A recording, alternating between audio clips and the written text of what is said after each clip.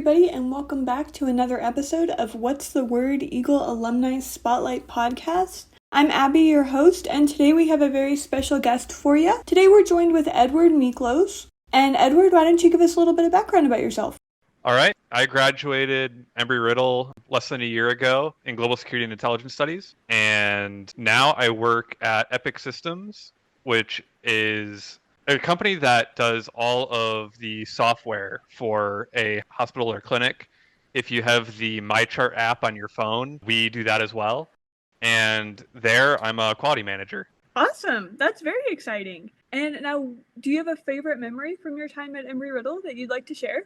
Yeah, so I think one of the most impactful experiences I had at Riddle was Crisis Week, which was something that Professor Bobzine had us do in her more advanced intelligence writing class, which was we knew the time and day that we had to do exercise at. But what we had to do was we had an hour's notice where we were given a prompt, and then we had to produce a short piece, a one-pager, as well as a set of PowerPoint slides. And in that hour, produce that one pager, and then at the end of it, present our PowerPoint and give our understanding and research as on the topic that she asked us about. Oh, wow. That sounds very exciting. And is this just a global security major type week, or is it more geared towards the whole campus? So this is a thing that is just done as part of her advanced intelligence writing class. But honestly, I think anyone would benefit from it. In Epic, working in healthcare, we run into situations where we have very tight turnarounds. So if something with the software isn't working right, sometimes that can affect patients and that can affect hospitals and their bottom lines. So we need to be able to turn around pieces of documentation supporting our fixes that we write in code for them, our customers, to actually use. Right. So it's super important to get it down right around the first time. Oh, absolutely. Correct? Okay, perfect. And that sounds like a really fun week that she offered in her class. Yeah, no, and that's why I think for me that was just a very memorable experience, just because now there are times where I have a very short turnaround time to get this critical piece of writing done that ultimately will help people. Right. Oh, that's awesome. And now switching to your everyday kind of job, what does a typical day look like for you? Yeah, so as a quality manager, we are responsible for writing documentation both that customers see and what they use to actually put that information into practice in their systems. We also, some of us do a lot more testing. I generally lean more towards like the documentation and management side. And then another big area where I work is a lot of risk management. Yeah, mitigating a lot of the potential problems that could arise in the software before it ever goes out the door. Okay. And do you have to have a basic understanding of coding and everything like that, or more of a complex understanding?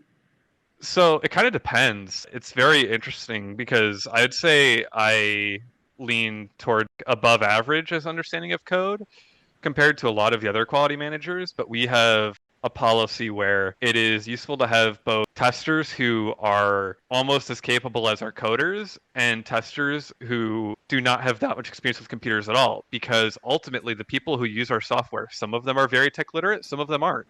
That's awesome. And that leads me right into my next question for you. It sounds like you do a lot of writing in your everyday job. Oh yeah, so everything I do is technical writing, and the biggest things I've found to be most useful are concision and really writing towards an audience. And if you're writing without a purpose, there isn't a lot of value in writing. But then if you're going to write with purpose, it's not necessarily your purpose for why you write that matters, but it's your audience's purpose. Because if you start writing to go and get that thing done, it's not going to be good. It's not going to be useful to whoever has to read it. But if you, like for what I do, if I'm writing a release note for this new functionality that we create, it'll be a note that is going to have a set of directions for the person who actually has to implement this new feature in a customer system. So if I have that in mind, then I can tailor the note to all of the things that they need to know and disregard the rest. So I can keep it concise and short, and also focus on just the value add, making sure that everything I put is worth their time to both read and to do. So would you say that your style of writing, does it change with different audiences? It does. So like for internal Epic stuff that we write, so we have like our internal wikis that are only accessible to our employees. And in those, it's okay to be a lot more informal and casual at times. And at the same time, there's an ability to go sort of another level deeper, actually like explain how the system is working under the hood. Whereas most of our customers and the people who implement all of the stuff that we create, they don't need to know that, because at the end of the day, they need to know that it works and works reliably, and they need to know how to make sure that the system works in the way they want it to. And so they don't need to know all of the little quirks in the code that may matter if you're going to write the next piece of code building on that functionality. And now, were you able to take some of the writing skills that you gained at Embry-Riddle and utilize them in the workplace now? Oh, absolutely. So definitely like technical writing skills that I got in the intelligence writing classes that GSIS has were 100% invaluable. Another example that I can call on very specifically is one of the things that we discussed very heavily in Professor Bobzien's class was words of estimative probability. So these are your words for things like how likely is something to happen, sort of saying that there's a chance. And so one of the things that I have been pushing for on my team is there's always been a struggle at Epic to make sure that if we put out this new feature, people actually start using it. Because if they don't start using it, then they're not going to see the benefit of it. And so if we just put that something can or may happen, there is a wide range of interpretation there. Now, how wide can that be? That can be anywhere between someone hearing can and thinking that it's 20 to 80% probability of seeing a benefit. So if they read that can pessimistically, when we say like, this new feature can reduce the amount of time you spend doing this workflow. If they're pessimistic about it, they're going to be questioning why they should even do it. They should move on to something that's more worth their time. So what I've been encouraging is instead transitioning to regularly using terms like highly likely, almost certainly will. Because if we can express this value add, which a lot of our features do have that very substantial value add for almost all of our customers, then it's more likely for them to actually execute it. And that's just another way, by focusing on what you're trying to accomplish with your writing and trying to make sure that you are always advocating for what you want to see, can be both beneficial to you and the people you write for. That does make a lot of sense. So you would say that when you're writing, would word choice for precision and conciseness play a major role in that? Oh, absolutely. The goal is always to be as concise as possible, especially since some of the things we have to write about are complex. And so you have to make it simple enough that anyone who is going to read it can understand it without needing to have a full background of being like internal to our company, because otherwise they can't take action on it. But at the same time, if you are being too like long in your writing and you can't be concise, then that's intimidating too. A reader is not going to be looking forward to seeing paragraph after paragraph just to do this one thing. Whereas if you can explain the same thing in one paragraph or even in a few lines, then it's a much less intimidating task. And so when you're writing, does your word choice ever change between your audience? So say internally, do you have a major word change shift between external documents you write? Yeah, so external documents have to be substantially more formal. Now, at Epic, we sort of have this idea of it's still going to be formal writing style, but it's not going to be perfectly formal. So we have some little rules like we are actually allowed and encouraged to use common contractions because it makes the writing feel a bit more personal, and it's okay to use the second person and address the reader directly.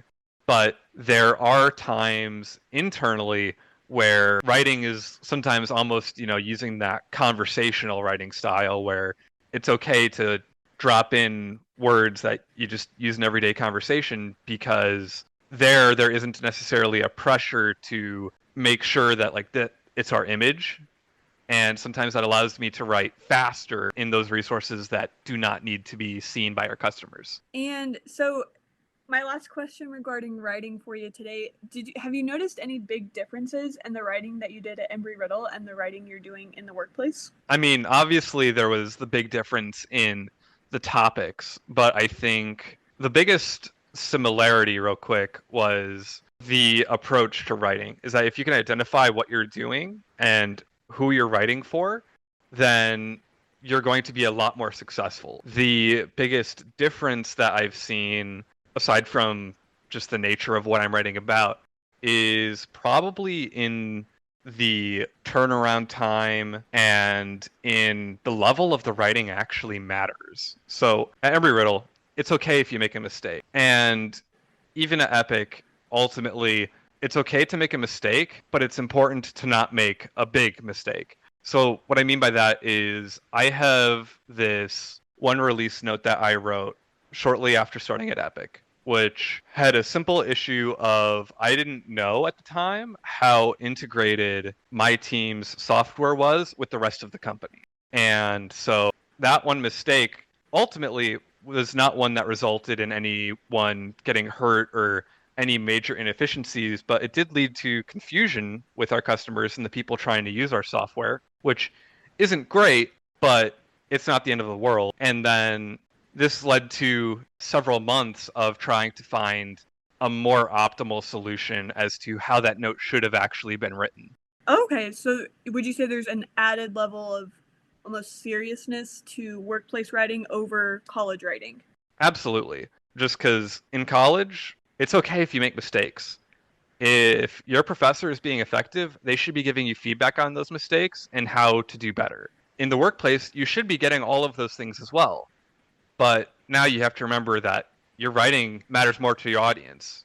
Ultimately, at the end of the day, if you're writing for your professor, it's only really your professor who's going to see it. Maybe other students, if your professor wants to use it as an example in the future. But if you're in the workplace, it matters. Your writing is going to be very important to whoever has to read it. That leads me right into my last question for you today. Do you have any advice for our current Eagles? My biggest advice is take a look at what you study in your classes and look at ways to apply what you learn in one class into the next. Now, your classes should be able to build off of each other and they should be designed around that. But look for opportunities to take ideas that you see in one place and use them in another. I used what I learned in my writing classes, for instance, and this, in particular, writing more concisely and effectively. And I had a pair of history classes, U.S. military history from the United States' inception to 1900, and then U.S. military history from 1900 to today. And before and after the advanced writing class that we have for intelligence writing, my professor even noticed a big difference in the quality of my writing. So, take opportunities to take lessons learned in one class and apply them to the next. Right. And I'm sure that can be applied to every aspect of life, not just writing, right? Oh, absolutely. Even when I was in high school, one of the ways that I better understood AP chemistry, and in particular how electricity worked at the chemistry levels of scope, and even some of electricity and physics, was at the time I was also working in the metal shop and using a welder. And so it was sort of a way to, I guess, test the theories you learn about in class in a practical way. And that is great advice. Thank you so much, Edward. And that wraps up this week's episode of What's the Word Eagle Alumni Spotlight Podcast. We want to give a big thank you to Edward for being on with us today. And if you are new to our podcast, you can find our previous episodes on our YouTube and Spotify, as well as Apple Podcasts. But that wraps up this week's episode, so be sure to stay tuned for more. This podcast is supported by the Department of Humanities and Communication at Embry-Riddle Aeronautical University in Prescott, Arizona. Abigail Bradbury is our host, Matthew Haslam is our department chair, and I'm Amelia Chesley, Assistant Professor of Professional Writing. The intro and outro music is Wander by Alex. Find us on Spotify or on YouTube, and reach out if you are a Prescott campus alum. We'd love to feature you in a future episode.